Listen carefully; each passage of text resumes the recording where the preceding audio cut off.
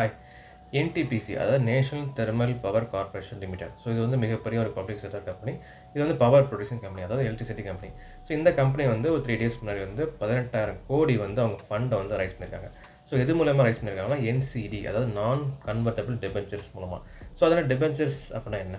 So டெபென்ச்சர்ஸ் அப்படின்னா சிம்பிளாக சொல்லணும் அப்படின்னா கடன் பத்திரம், வேறு ஒன்றும் இல்லை. ஸோ கடன் பத்திரம் அப்படின்னா தான் டெபென்ச்சர்ஸ்னு சொல்லுவாங்க. ஸோ பொதுவாகவே இந்த கவர்மெண்ட் சரி பெரிய பெரிய கம்பெனிஸ் எல்லாமே எப்படி வந்து அந்த ஃபண்டை ரைஸ் பண்ணுவாங்க அப்படின்னா, நார்மலாக வந்து ஒரு ஐபிஓவில் ரெஜிஸ்டர் பண்ணி ஷேர் மார்க்கெட்டில் ரெஜிஸ்டர் பண்ணிவிட்டு அது மூலமாக வந்து பணத்தை ரைஸ் பண்ணுவாங்க. ஸோ அது அப்படி இல்லாமல் டெபென்ச்சர்ஸ், இந்த மாதிரி டெபென்ச்சர்ஸ் மூலமாக வந்து பணத்தை ரைஸ் பண்ணுவாங்க. ஸோ மற்ற வழிகள், அதாவது கடன் வாங்குகிற மற்ற வழிகளை கம்பேர் பண்ணும்போது இந்த கடன் பத்திரம் மூலமாக கடன் வாங்குறது வந்து இந்த கம்பெனிஸ் சரி கவர்மெண்ட்ஸ் பெரிய பெரிய கம்பெனிஸ் எல்லாமே ரொம்ப ஈஸியான ஒரு மெத்தட் தான். ஸோ அப்படிப்பட்ட ஒரு மெத்தட் டெபென்ச்சர்ஸ் மூலமாக தான் இந்த என்டிபிசி கம்பெனி வந்து 18,000 கோடி வந்து ரைஸ் பண்ணியிருக்காங்க. ஸோ டெபென்ச்சர்ஸ் அப்படின்னா 2 கேட்டகரியாக பிரிச்சுக்கலாம். ஒன்று secured and unsecured debentures.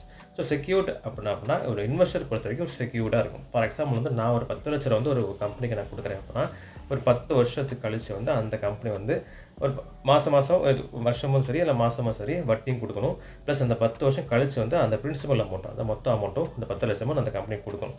So அப்படி கொடுக்கல முடியல அப்படின்னா அந்த கம்பெனி மூலமாக வந்து ஃபார் எக்ஸாம்பிள் அந்த கம்பெனி சம்மந்தப்பட்ட ஒரு லேண்டை வந்து எனக்கு எழுதி கொடுப்பேன்.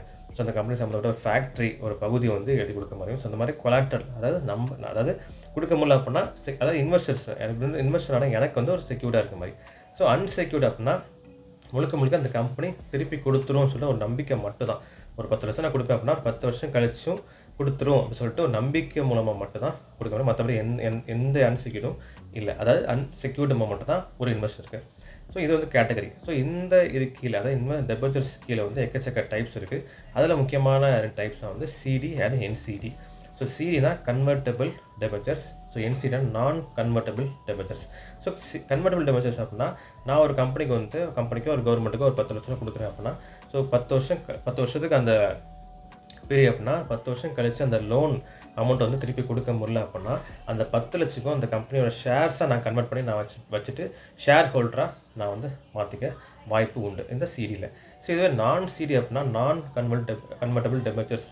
ஸோ அது மூலமாக என்ன பண்ணுன்னா அப்படியே ஆப்போசிட் தான். ஸோ 10 வருஷம் கழிச்சும் அந்த கம்பெனியோ இல்லை கவர்மெண்ட்டோ எனக்கு வந்து திருப்பி தர முடியல அப்படின்னா நான் வந்து அந்த ஷேர்ஸாக கன்வெர்ட் பண்ண முடியாது. ஸோ முழுக்க திருப்பி கொடுத்துரும் சொல்லிட்டு ஒரு நம்பிக்கையில் தான் நான் வந்து அதை கொடுப்பேன். ஸோ இதுதான் வந்து நான் கன்வெர்ட்டபிள் டெபென்ச்சர்ஸ். இப்படிப்பட்ட என்சிடி மூலமாக தான் இந்த என்டிபிசி ஒரு 18,000 கோடி வந்து ரைஸ் பண்ணியிருக்காங்க. ஸோ டெபென்ச்சர்ஸ் என்னென்னு சொல்லிட்டு ஒரு சின்ன மீனிங், ஸோ ஒரு அர்த்தம் வந்து கிடச்சிருக்கும் நான் நம்புகிறேன்.